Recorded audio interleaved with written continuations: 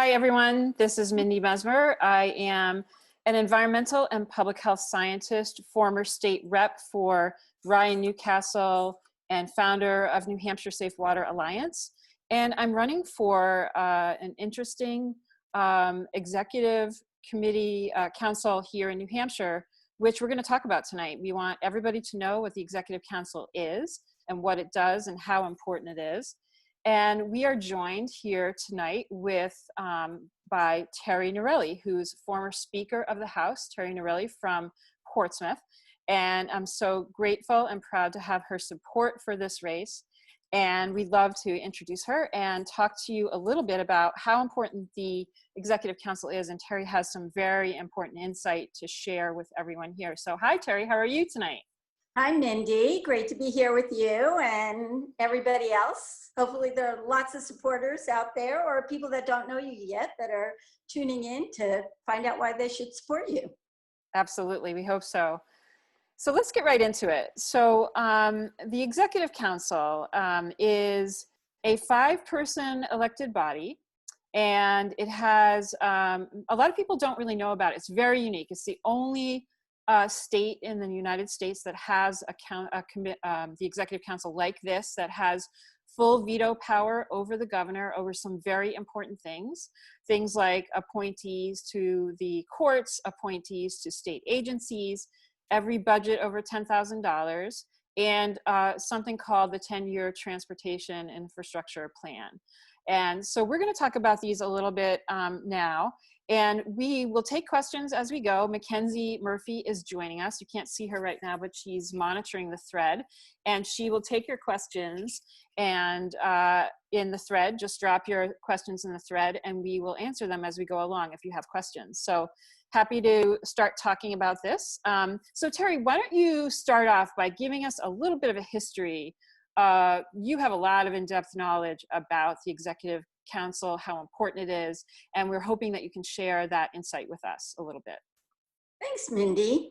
Well, you know, part of that history goes back to 2010, when unfortunately, not only here in New Hampshire, but across the country, there was a Republican sweep.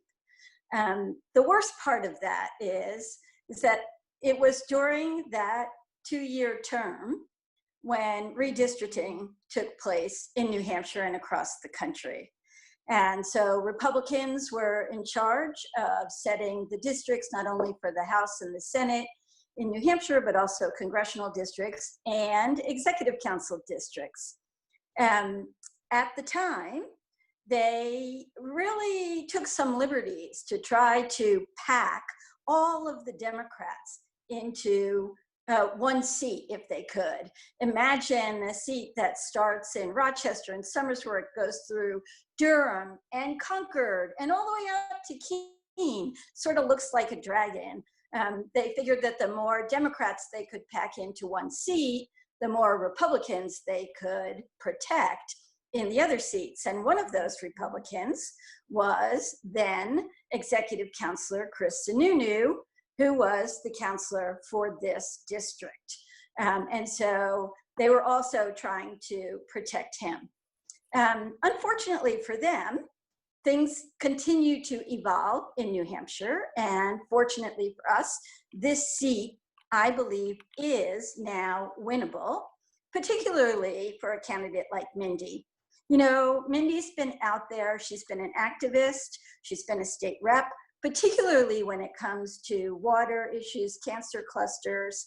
She's really been able to motivate a group of people who are concerned about their children's health, their family's health, about the environment, about our water, people who before now might never have considered being involved in politics. But now they understand that there's a connection between the health of their family and who's elected.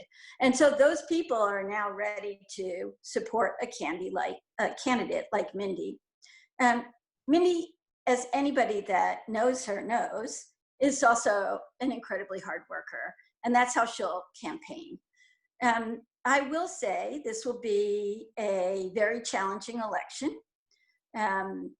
starting with COVID and the impact of that. meaning that candidates can't get out and campaign like they usually do. They can't be out knocking on doors and holding town halls in person. So Mindy will need our help. In addition to that, she has a Republican opponent, a right-wing conservative who has plenty of money to self-fund a very aggressive campaign. And the last thing that makes this particularly challenging, especially for the Executive Council this time around, is that Governor Sununu knows that he needs to have an Executive Council who will rubber stamp his appointments, his contracts.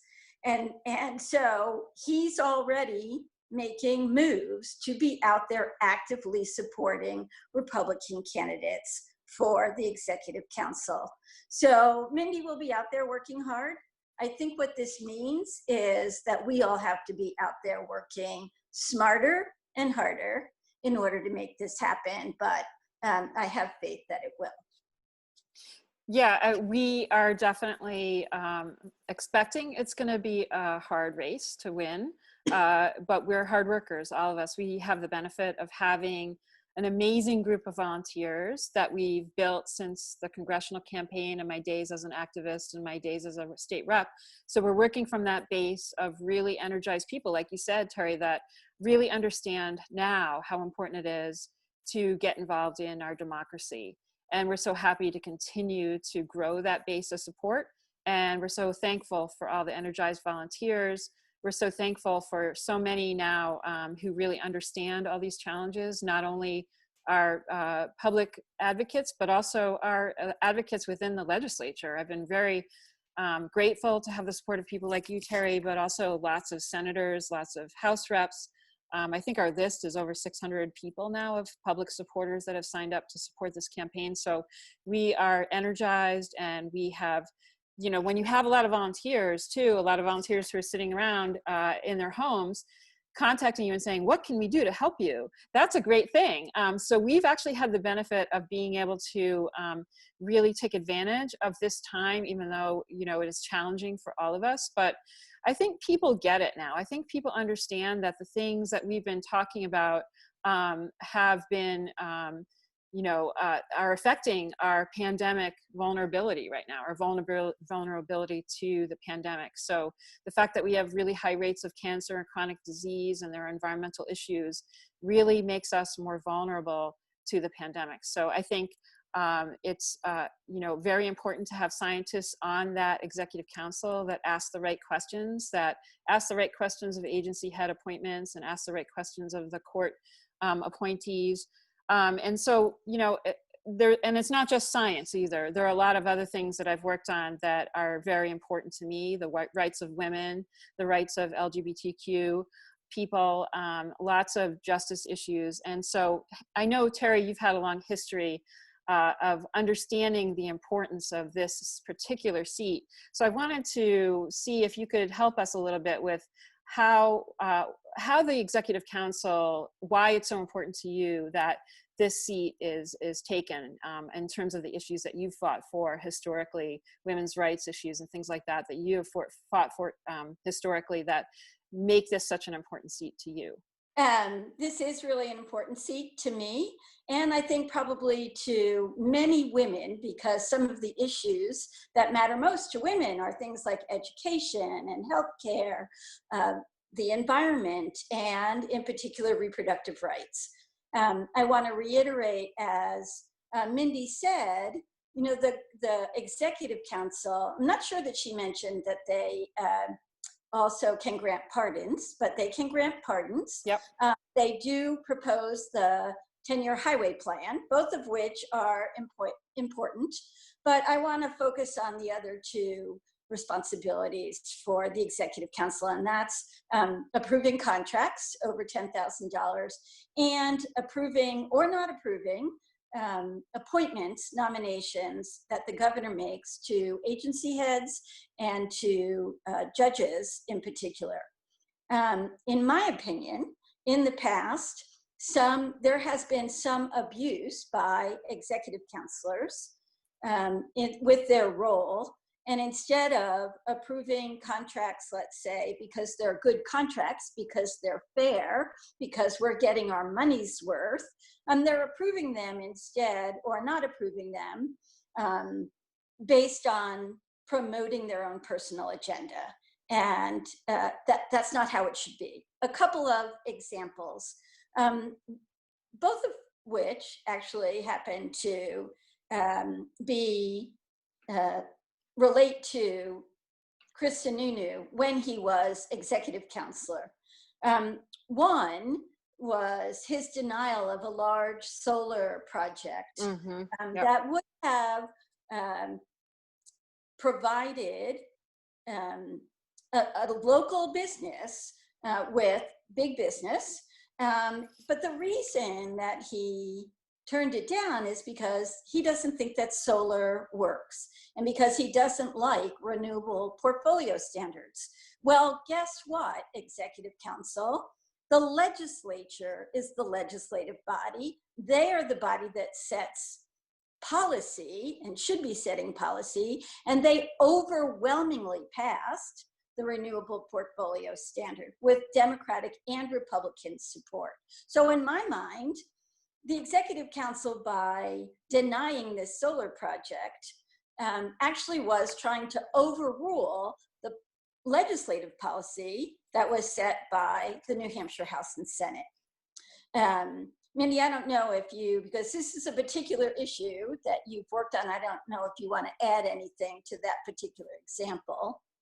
I just think, as we are taking a pause right now, internationally and nationally due to the pandemic, it's clear now that there's scientific evidence that shows that, there has been an impact on emissions that are visible now on satellite images. So the evidence is now there and very clear that fossil fuel emissions impact our environment, impact climate change, and that we have an opportunity right now to lead the way in terms of, creating a more favorable business environment for green and sustainable energy sources.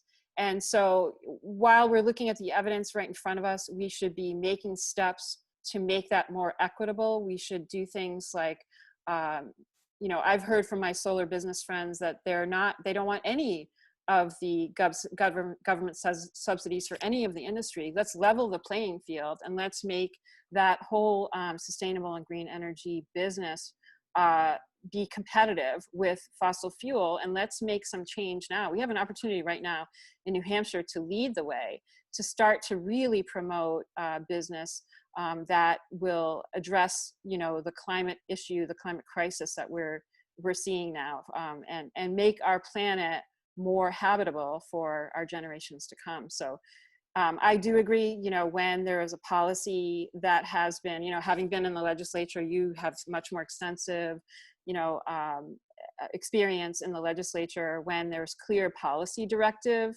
from those bodies, the Executive Council and the governor should take that as a signal that the people of New Hampshire want to promote green and sustainable energy. And those kinds of contracts should be, carefully evaluated, for sure, to make sure that they work and they're cost effective, but certainly should honor the feelings that the directive of the legislature and the people of the state of New Hampshire. So another example along those lines has to do with Planned Parenthood. In New Hampshire, the majority actually supports a woman's right to make her own reproductive choices and supports Planned Parenthood as an organization. Again, after the 2010 election, when the legislature was actually overwhelmingly Republican, the House defeated a bill that would have defunded Planned Parenthood. In other words, the House stood up strong, Democrats and Republicans alike, and said, we want to fund Planned Parenthood. That didn't stop then Executive Counselor Chris Sununu and the Republican majority of the Executive Council at that time from, again, turning down and not approving the Planned Parenthood contract. not because there was anything wrong with the contract, but because they didn't believe in funding Planned Parenthood. These are not acceptable. The Executive Council should not be a legislative body. Or, as you mentioned, they should not overrule the will of the legislative body. But there are some roles and responsibilities that the Executive Council has that certainly can have an impact on policy, and those are really important as well. The first is really think about appointments. Who gets appointed matters. All we have to do is look at the national level and who's heading up national agencies to be terribly frightened about, what can happen depending upon who's there. And we can look right here in our own backyard at who's heading up the Department of Education. The New Hampshire law says that a commissioner must be qualified by education and experience. Okay, then Frank Edelblut is not qualified to be the commissioner of education, and yet he is, because a Republican majority council approved him. There was not a majority of Democrats on the council at the time to be able to stop that nomination, and we are paying the price. And he's up for nomination again in March 2021. So this is a big deal.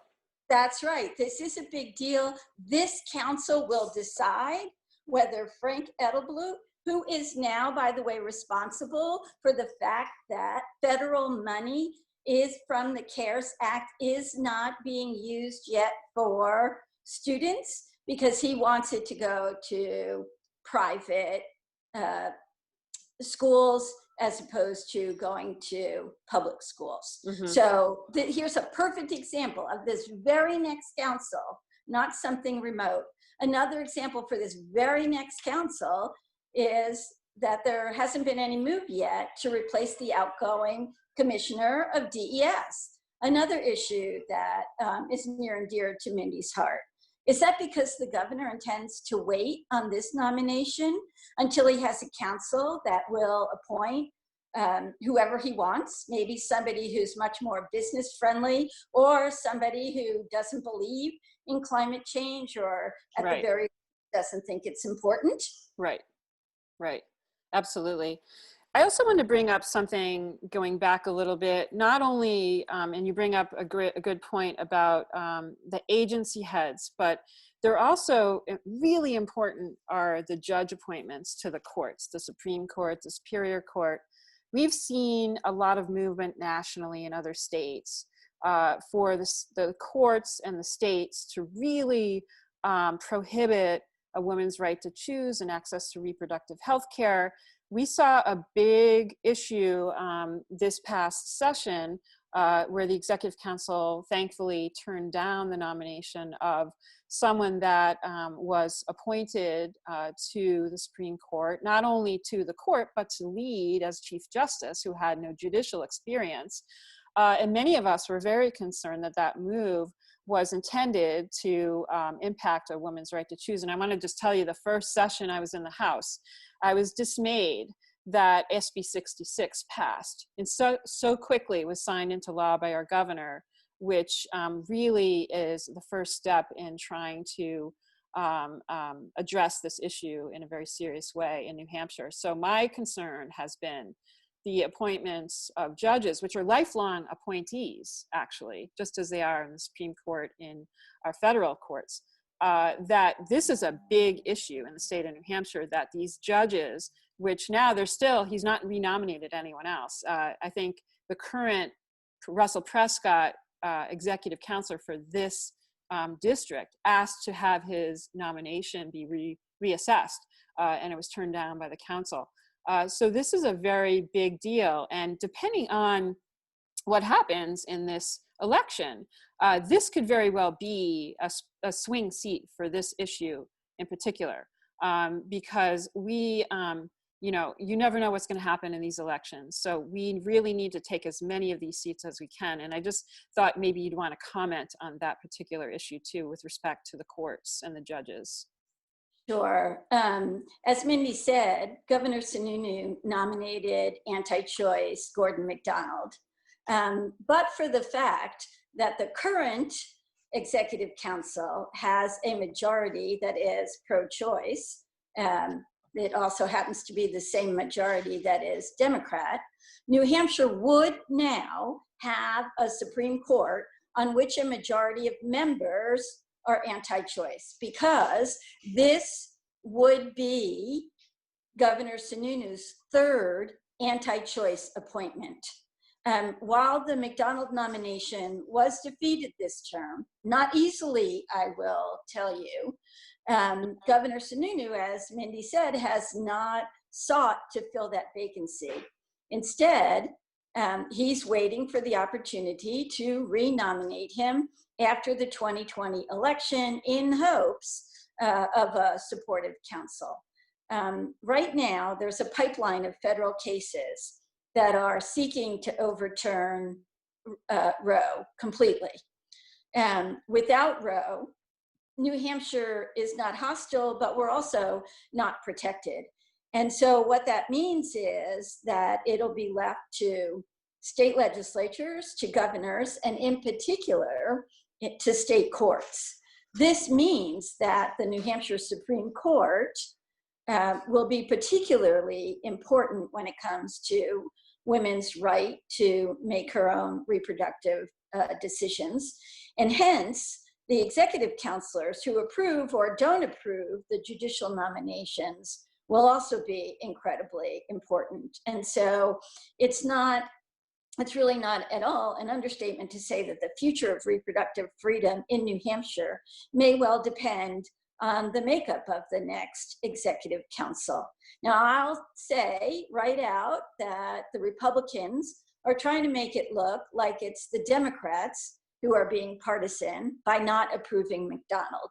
But in fact, it is the Republicans who are trying to pack the court with an anti-choice majority, who are trying to be partisan, and the Democrats are trying to protect a woman's right to make her own decisions. So this seat and this council will be incredibly important in the 2020 election.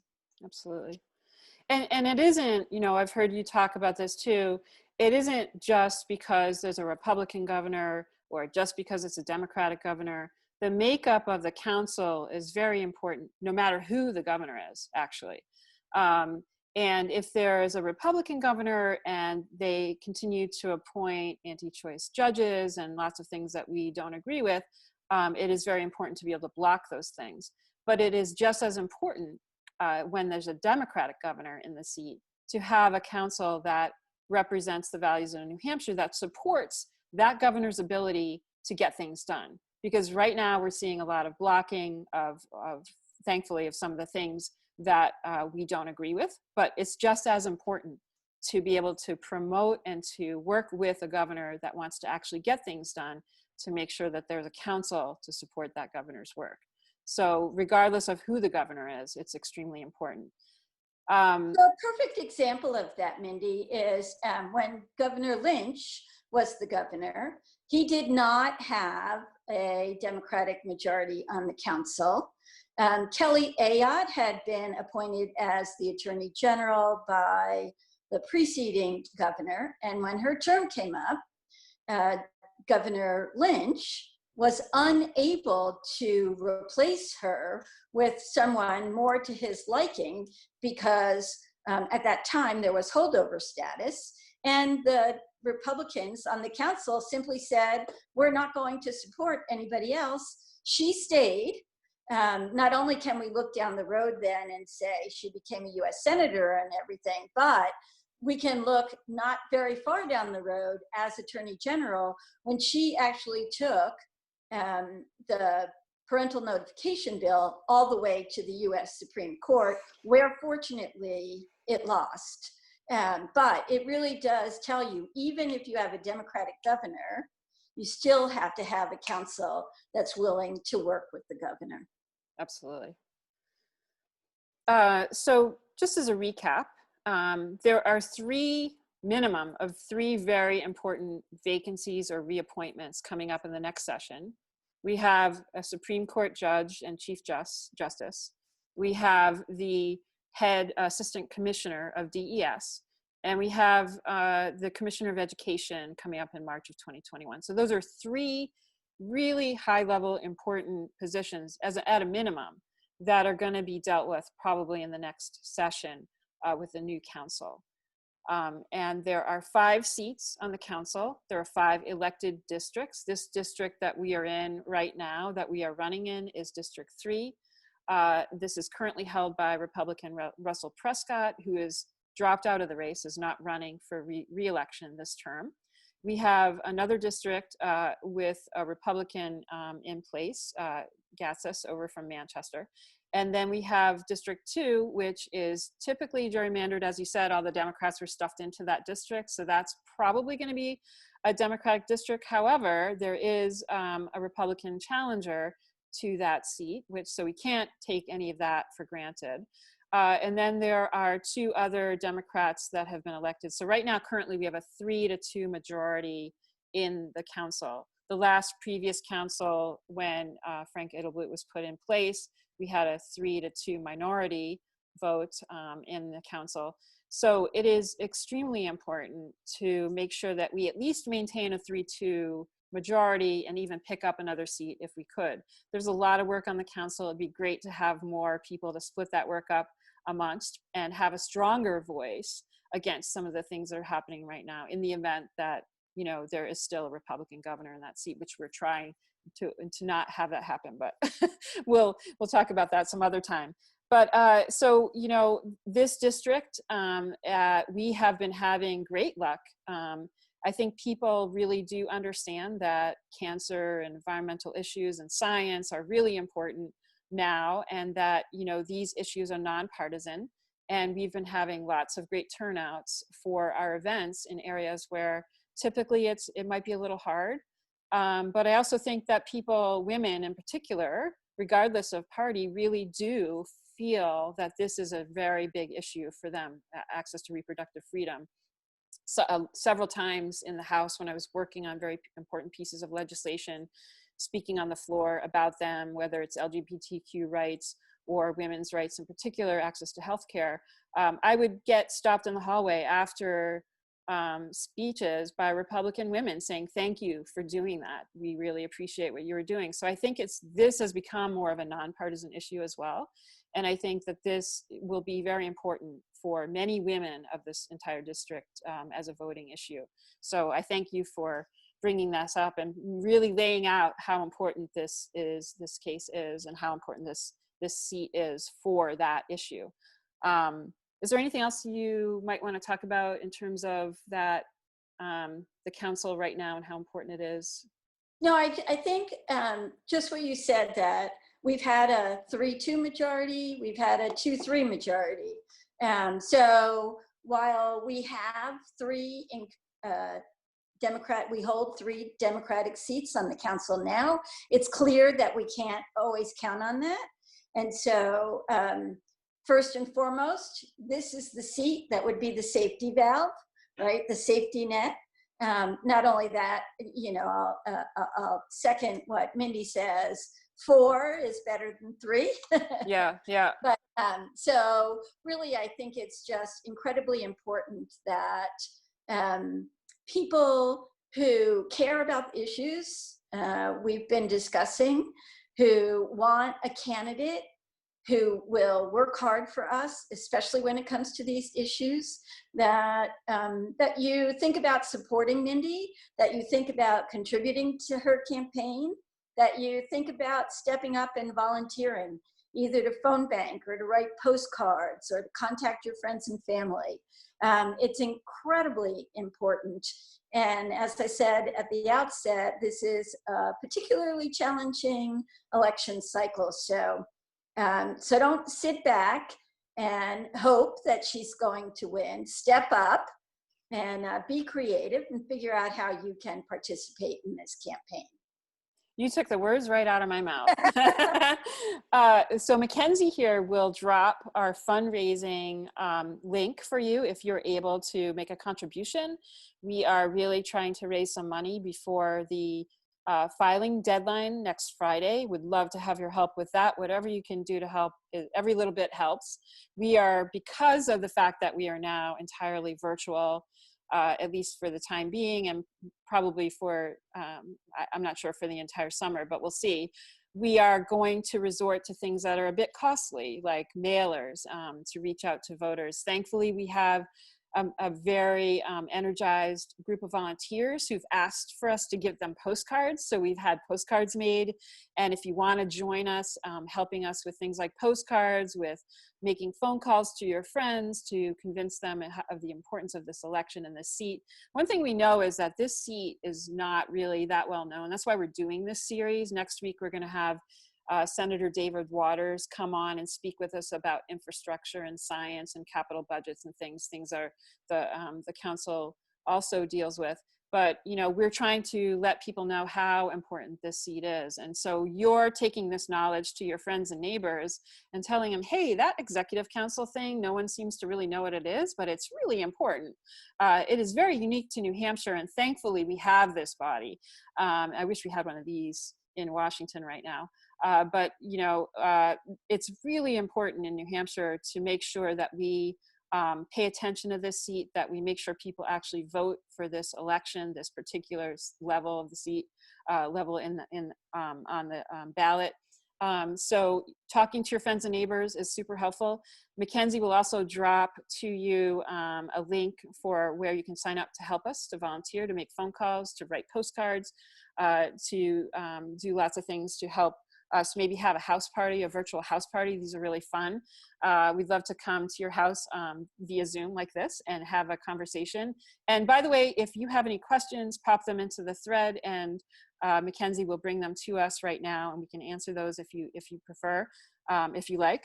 But this is a really critical election, and everyone really needs to be involved in our democracy right now.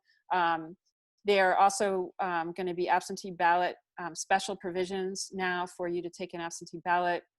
If you're worried about contagion, you just can get an absentee ballot and say you have to click off on the disabled part of the ballot of the absentee ballot to be able to qualify for it. But make sure your friends and neighbors know to vote this fall in September and November. There's a website that the state party has set up called voteinnh.org, where there's all sorts of information, specifics about voting this fall. And it's really important to talk to your friends and neighbors about that too. So unless we have any other questions, do you have anything else, Terry, that you'd like to talk about? Anything else? Okay. And Mackenzie, I don't see any further questions. So thank you everyone for joining us. And thank you so much, Terry, for.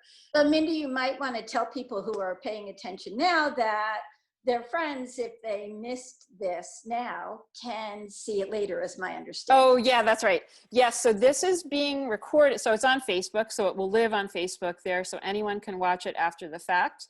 And also you can check out our website at Mindi, M-I-N-D-I, the number 4nh.com. If you want more information about me, there's donation links there as well.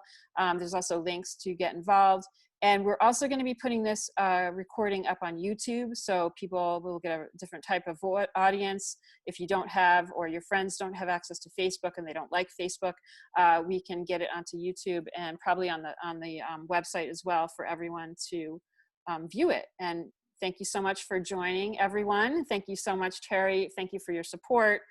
Amazing way that you've laid out how important this seat is, and would love to have your help, and so glad to have it in the future. So have a great day, everyone. Thanks a lot. See you soon.